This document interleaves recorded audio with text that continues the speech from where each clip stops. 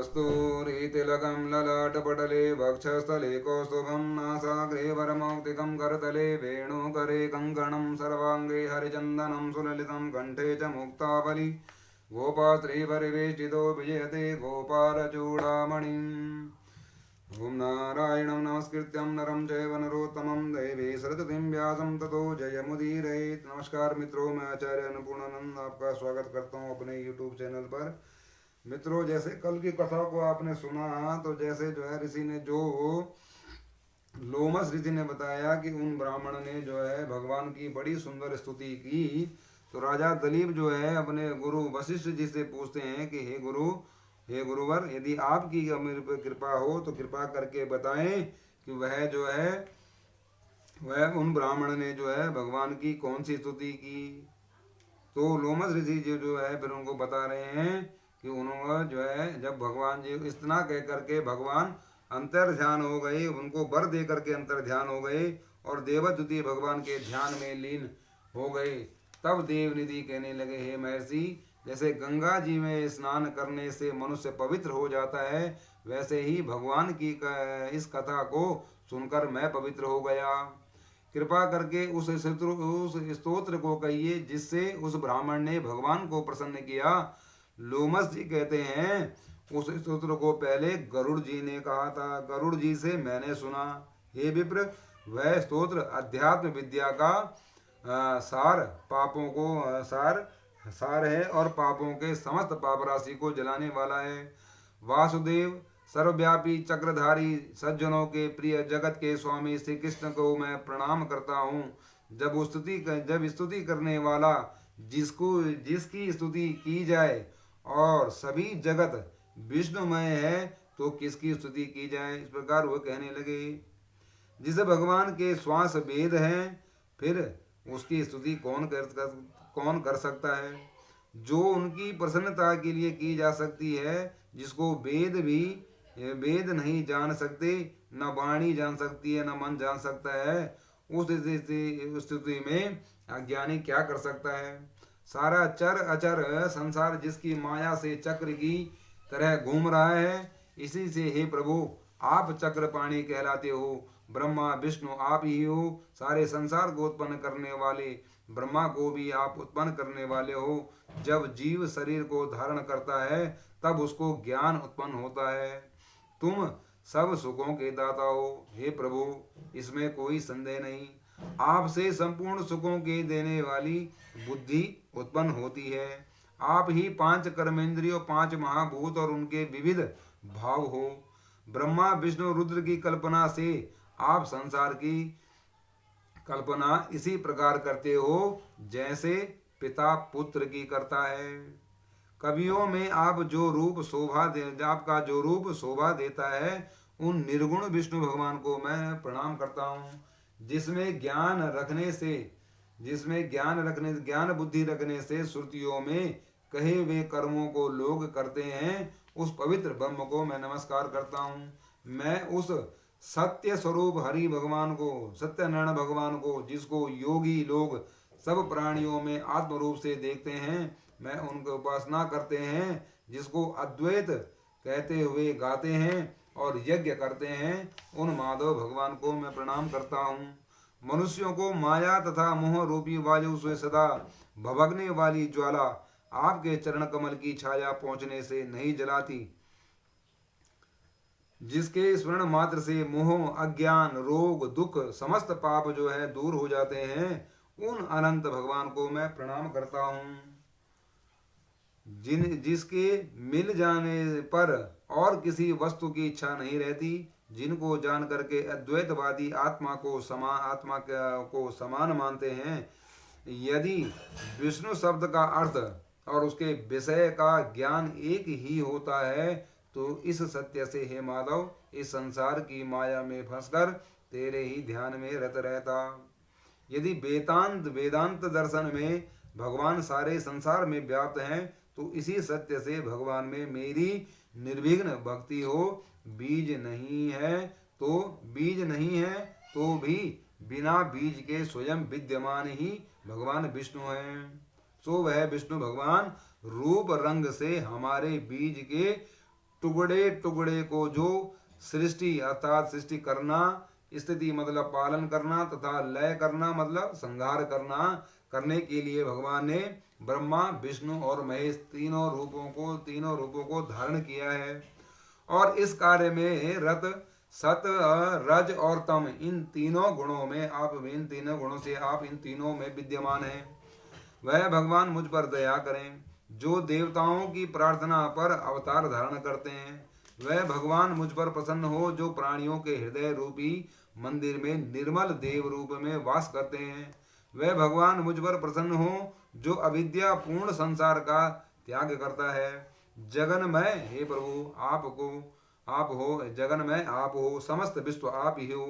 विश्वम सर्वस्त विष्णुमयम जगत, समस्त जगत जो है विष्णुमय है। आपका बनाया हुआ विश्व आनंद करता है, आपके त्याग करने पर अपवित्र हो जाता है। उसका साथ करने पर भी तुम बिना साथ के बने रहते हैं। हे भगवान, विकार रहित जिनकी चारवाक पंचभूत योग से पैदा हुआ चैतन्य, जिनको जो है चारवाक आदि ऋषि भी जो है चैतन्य मानते उपासना करते हैं। जैन लोग आपको शरीर का परिणाम मानते हैं और सांख्यवादी तुम्ही को प्रकृति से परे पुरुष मान करके ध्यान करते हैं। जन्म इत्यादि से रहित चैतन्य रूप सदा आनंद स्वरूप उपनिषद जिसकी महिमा गाते हैं। आकाश आदि पंच महाभूत देह मन बुद्धि इंद्रियां सब कुछ जो है तुम ही हो। हे नाथ, तुमसे अलग और कुछ नहीं है। तुम ही सब प्राणियों को उत्पन्न करने वाले हो और मुझको शरण देने वाले हो। तुम ही हे नाथ, तुम ही अग्नि रवि इंद्र होम मंत्र और मंत्र क्रिया का फल सब ही आप ही हो। कर्म देने वाले वैकुंठ में तुम्हारे सिवाय कोई नहीं है। मैं तुम्हारी शरण ग्रहण करता हूँ। हे नाथ, मुझ पर दया कीजिए। सब प्राणियों के हेतु और उनको शरण देने वाले तुम ही हो। जैसे युवा पुरुष की युवती में और युवती की युवा में प्रीति होती है परस्परम भावयंता के अनुसार, वैसी मेरी आप में प्रीति हो। जो पापी भी आपको प्रणाम करता है उसको यमदूत ऐसे नहीं देखते जैसे उल्लू जो है सूर्य की तरफ नहीं देख सकता, मनुष्य जो है सूर्य की तरफ एक टक लगा करके नहीं देख सकता। प्रत्येक पाप मनुष्य को उस समय तक ही दुख देते हैं जब तक वह आपके चरण कमलों का सहारा नहीं ले पाता। जिसको गुण जाति तथा धर्म स्पर्श नहीं कर सकते तथा गतियां भी स्पर्श नहीं करती, जो इंद्रियों के वशीभूत नहीं है, जिनका बड़े बड़े मुनि लोग साक्षात नहीं कर सकते, उन भगवान को मैं प्रणाम करता हूँ। जितने ज्ञान रूपी सुंदर गुण हैं, जिन्होंने सुख स्वरूप मोक्ष रूपी लक्ष्मी का आलिंगन किया, जिन्होंने आत्म स्वरूप सुख भोगा और जिन्होंने ध्यान रूप सुख भोगा और जिन्होंने ध्यान रूप से मृत्यु को वश में कर लिया, ऐसे मुनियों से सेवित भगवान को मैं प्रणाम करता हूँ। जो जन्मादि से अलग हैं, जिनको काम क्रोध आदि दोष जो है दुख नहीं देते, उन वासुदेव भगवान को मैं प्रणाम करता हूँ। जिनके ज्ञान की गति से अविद्या रूपी मल शुद्ध हो जाता है, जिनके ज्ञान रूपी शास्त्र से संसार रूपी शत्रु का नाश हो जाता है, उन दुखों के नाश करने वाले भगवान श्री हरि को मैं प्रणाम करता हूँ। जिस प्रकार भगवान सब स्थावर जंगम और संसार को उत्पन्न करते हैं, इसी सत्य से भगवान मुझको मेरी रक्षा करें और मुझ पर अपनी दया दृष्टि रखें और मुझको दर्शन दें। इसी प्रकार उसकी सच्ची भक्ति देख करके भगवान ने प्रसन्न होकर उस ब्राह्मण को दर्शन दिए और उस ब्राह्मण की स्तुति से प्रसन्न होकर उसको वरदान दे करके भगवान अंतर ध्यान हो गए। वह ब्राह्मण कृत्य होकर के भगवान में तल्लीन हो गया और शिष्यों के साथ स्तोत्र पढ़ता हुआ तपोवन में रहने लगा। जो कोई भी मनुष्य इस स्तोत्र को पढ़ता है अथवा सुनता है, उसके बुद्धि के समस्त भेदभाव दूर हो जाते हैं और बुद्धि पाप में नहीं लगती और न ही बुरा फल देखता है। इसके कीर्तन से मनुष्यों की बुद्धि मन तथा इंद्रियां स्वस्थ होती हैं। जो भक्ति पूर्वक अर्थ को विचार करके इसका जाप करता है, वह परम वैष्णव पद को प्राप्त है। इसके सदैव पढ़ने से मनुष्य को मनवांछित फल की प्राप्ति होती है। मनुष्य को सुपुत्र की प्राप्ति होती है तथा धन पराक्रम और चिरायु दीर्घायु को प्राप्त होता है। इसके पाठ से बुद्धि, धन, यश, कीर्ति, ज्ञान और धर्म में पवित्र बुद्धि उसकी बढ़ती है। दुष्ट ग्रहों की शांति होती है। यह व्याधियों व अनिष्टों को दूर करता है, दुर्गति से तारता है। इसके पढ़ने से सिंह का भय नहीं होता, व्याघ्र का भय नहीं होता, चोर का भय नहीं, भूत, देव, पिशाच और राक्षस का भय नहीं रहता। जो भगवान का पूजन करके इस स्तोत्र को पढ़ता है वह पापों से ऐसे ही अलग रहता है जैसे जल में रहते हुए कमल जो है अलग रहता है। जो गति गंगा आदि के स्नान से मिलती है, जो इस स्तोत्र को एक काल अर्थात एक बार, 2 बार या 3 बार पढ़ लेता है वह उसको अक्षय फल की प्राप्ति होती है। जो मनुष्य प्रातः काल स्तोत्र का पाठ करता है वह इस लोक और परलोक में अक्षय सुख पाता है। वेदद्युति का बनाया हुआ यह स्तोत्र भगवान को अत्यंत प्रिय है और भगवान के दर्शन कराने वाला है। योग सागर नामक यह स्तोत्र परम पवित्र है। जो कोई भक्ति पूर्वक इसको पढ़ता है वह भगवान नारायण की कृपा को विशेष कृपा का फल का भागी होता है। अब आपको जो है अगली कथा में आपको जो है पिशाचों को मोक्ष किस प्रकार मिला वो कथा आपको सुनाएंगे।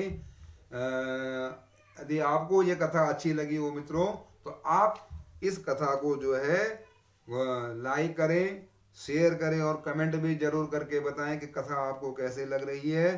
बोलो यज्ञ पुरुष भगवान की जय। श्रीमन नारायण नारायण नारायण भजमन नारायण नारायण नारायण। श्रीमन नारायण नारायण नारायण भजमन नारायण नारायण नारायण भजमन नारायण नारायण नारायण। बोलो यज्ञ पुरुष भगवान की